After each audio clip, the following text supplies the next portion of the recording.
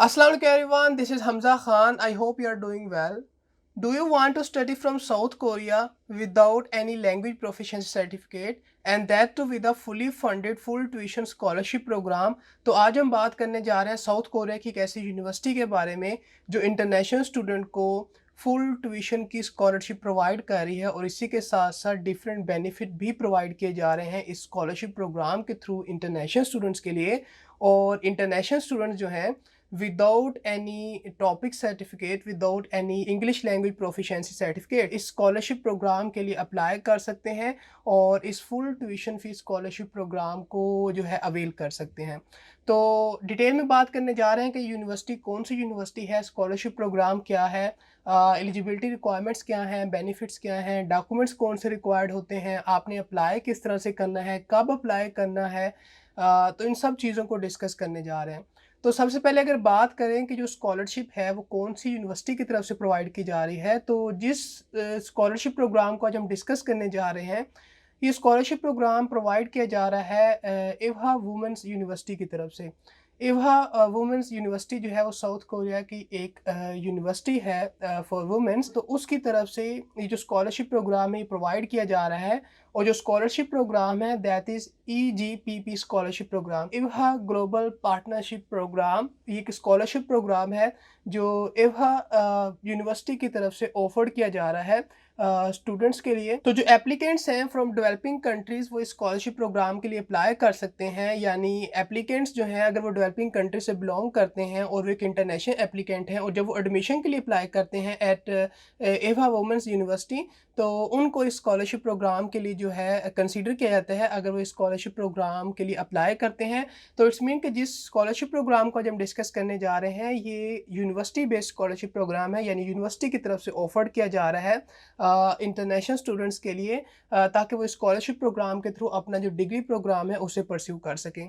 तो इस scholarship program के अंदर अगर हम बात करें कि क्या चीज़ें इन्वॉल्व हैं, तो सबसे पहले बात करते हैं कि स्कॉलरशिप प्रोग्राम का एलिजिबिलिटी क्राइटेरिया क्या है। तो अगर आप इस स्कॉलरशिप प्रोग्राम के लिए अप्लाई करना चाहते हैं, जैसा कि मैंने पहले आपको कहा कि जो स्टूडेंट्स हैं फ्रॉम डेवलपिंग कंट्रीज़ वो इस स्कॉलरशिप प्रोग्राम के लिए अप्लाई कर सकते हैं। तो अगर आप एक डेवलपिंग कंट्री से बिलोंग करते हैं तो आप इस स्कॉलरशिप प्रोग्राम के लिए एलिजिबल हैं, यानी आप इस स्कॉलरशिप प्रोग्राम के लिए आपको कंसीडर किया जाएगा। और इसी के साथ साथ अगर आप एक इंटरनेशनल स्टूडेंट्स हैं और एडमिशन के लिए अप्लाई करने जा रहे हैं, this is the another eligibility criteria जिसको आपको मीट करना होगा। और अगर आप एक ऐसे स्टूडेंट हैं जो कोरियन नेशनैलिटी को होल्ड नहीं करते और आपके जो पेरेंट्स हैं वो भी कोरियन नेशनैलिटी को होल्ड नहीं करते, तो आप एलिजिबल हैं कि आप इस स्कॉलरशिप प्रोग्राम के लिए अप्लाई कर सकें। तो वो स्टूडेंट जो अप्लाई करना चाहते हैं उनको जो एकेडमिक रिक्वायरमेंट है उनको मीट करना होगा। यानी अगर आप एक अंडर ग्रेजुएट प्रोग्राम के लिए अप्लाई करने जा रहे हैं तो आपके पास जो हाई स्कूल क्वालिफिकेशन है उसका होना ज़रूरी है। इसी तरह अगर आप एक मास्टर्स प्रोग्राम के लिए अप्लाई करने जा रहे हैं तो आपके पास जो बैचलर डिग्री प्रोग्राम है, जो क्वालिफिकेशन है उसका होना ज़रूरी है।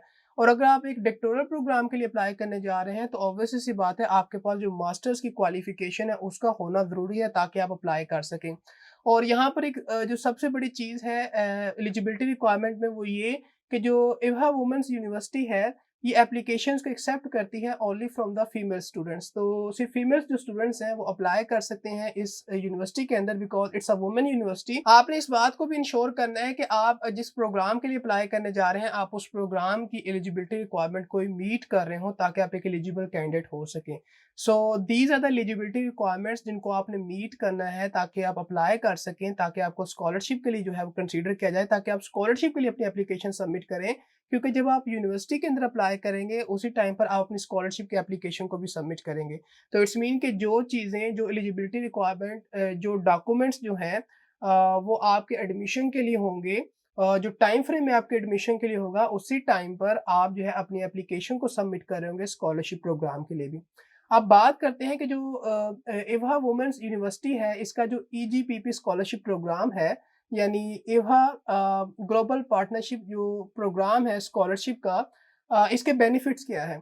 तो सबसे बड़ा बेनिफिट ये होता है कि स्टूडेंट्स जो होते हैं उनको फुल ट्यूशन फ़ी की सपोर्ट प्रोवाइड की जाती है। यानी आपको फुली फंडेड स्कॉलरशिप प्रोवाइड की जाती है टुवर्ड योर ट्यूशन फ़ी आपके डिग्री प्रोग्राम के लिए। अगर आप एक अंडर ग्रेजुएट प्रोग्राम के स्टूडेंट हैं तब भी, अगर आप एक ग्रेजुएट प्रोग्राम के स्टूडेंट हैं तब भी। यानी अगर आप अपना बैचलर प्रोग्राम स्टडी करना चाहते हैं, अपना मास्टर्स प्रोग्राम स्टडी करना चाहते हैं या अपना डॉक्टोरल प्रोग्राम स्टडी करना चाहते हैं, तो इनमें से जिस भी प्रोग्राम का आप स्टडी करना चाहते हैं उसके लिए आपको फुल ट्यूशन की जो सपोर्ट है वो प्रोवाइड की जाती है। इसी के साथ-साथ स्टूडेंट्स को जो है स्कॉलरशिप का स्टाइपेंड भी प्रोवाइड किया जाता है और स्टूडेंट को जो है अकोमोडेशन की यानी डॉर्मेटरी की जो सपोर्ट है वो भी प्रोवाइड की जाती है इस स्कॉलरशिप प्रोग्राम के थ्रू।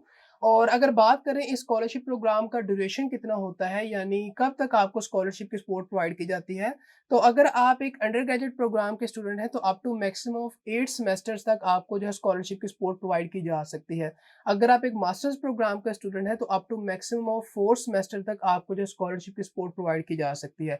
या अगर आप एक डॉक्टोरल या कंबाइंड जो डिग्री प्रोग्राम है उसके स्टूडेंट हैं तो आपको up to maximum of 6 semester जो है स्कॉलरशिप की सपोर्ट प्रोवाइड की जा सकती है। सो this is the maximum duration of time जिसके लिए आपको स्कॉलरशिप प्रोवाइड की जा सकती है, लेकिन ये जो स्कॉलरशिप का ड्यूरेशन है ये आपकी एलिजिबिलिटी रिक्वायरमेंट पर डिपेंड करता है। यानी आप अगर इस स्कॉलरशिप प्रोग्राम के लिए एलिजिबल होना चाहते हैं throughout your degree programme, तो आपको जो है सर्टेन जो जीपीए के मिनिमम रिक्वायरमेंट्स हैं, जो क्वालिफिकेशन है उनको मीट करना होगा ताकि दोबारा से आपको जो है वो स्कॉलरशिप प्रोवाइड की जाए। तो जिस भी स्कॉलरशिप प्रोग्राम में आप अप्लाई करते हैं तो आपको सर्टेन रिक्वायरमेंट्स को मीट करना होता है आफ्टर ईच सेमेस्टर ताकि आपको अगेन स्कॉलरशिप प्रोवाइड की जाए। तो इसी तरह से आपने क्या करना है कि अपनी जो मिनिमम एक क्राइटेरिया होगा regarding your GPA, regarding your academic qualification, तो उनको स्टूडेंट्स को मीट करना होता है ताकि उनको अगेन जो है दोबारा से स्कॉलरशिप प्रोवाइड की जाए। तो अब बात करते हैं कि डॉक्यूमेंट्स कौन से रिक्वायर्ड होंगे अगर हम अप्लाई करना चाहते हैं इस स्कॉलरशिप प्रोग्राम के लिए। तो जैसा कि मैंने पहले ही बताया कि जो स्कॉलरशिप प्रोग्राम है यूनिवर्सिटी बेस्ड स्कॉलरशिप प्रोग्राम है, यानी यूनिवर्सिटी की तरफ से स्कॉलरशिप ऑफर की जा रही है।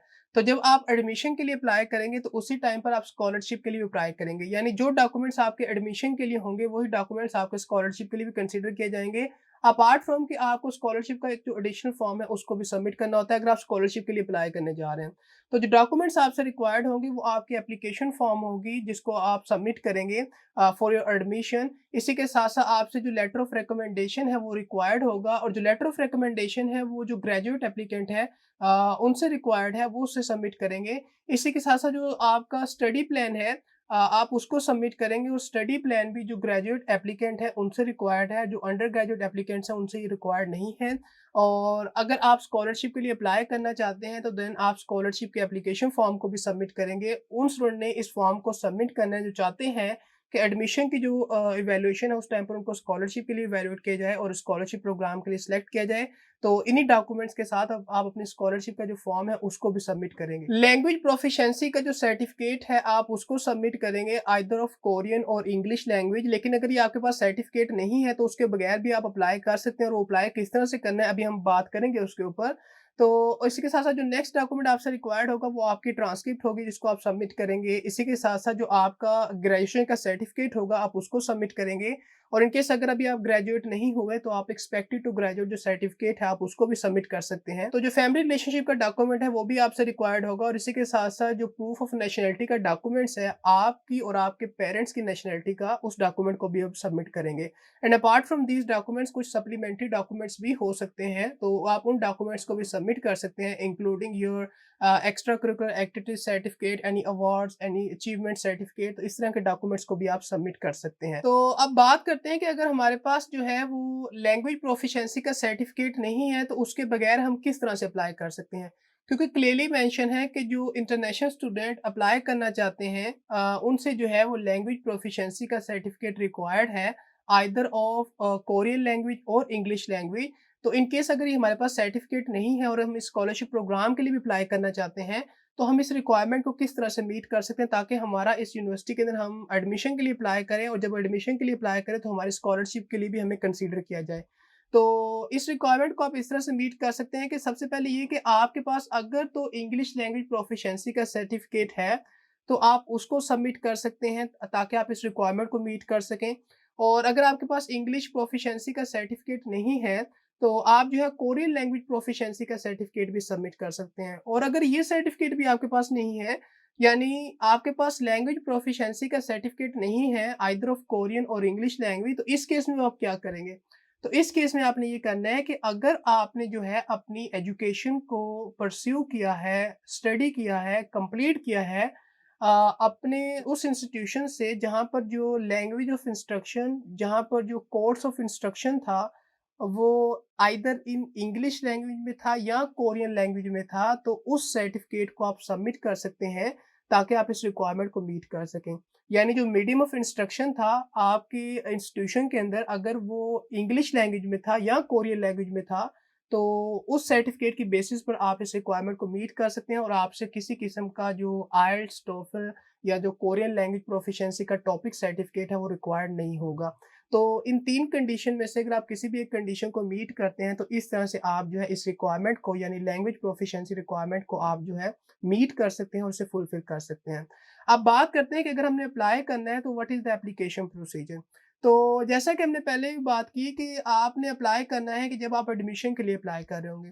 तो स्कॉलरशिप प्रोग्राम के लिए आपने अप्लाई कब करना है? जब आप एडमिशन के लिए अप्लाई कर रहे होंगे, और एडमिशन के लिए जब अप्लाई कर रहे होंगे, जब डॉक्यूमेंट्स को सबमिट कर रहे होंगे, उसी टाइम पर आप स्कॉलरशिप के एप्लीकेशन फॉर्म को भी सबमिट करेंगे। तो अब आपने क्या करना है कि आपने अपनी एप्लीकेशन को ऑनलाइन सबमिट करना है।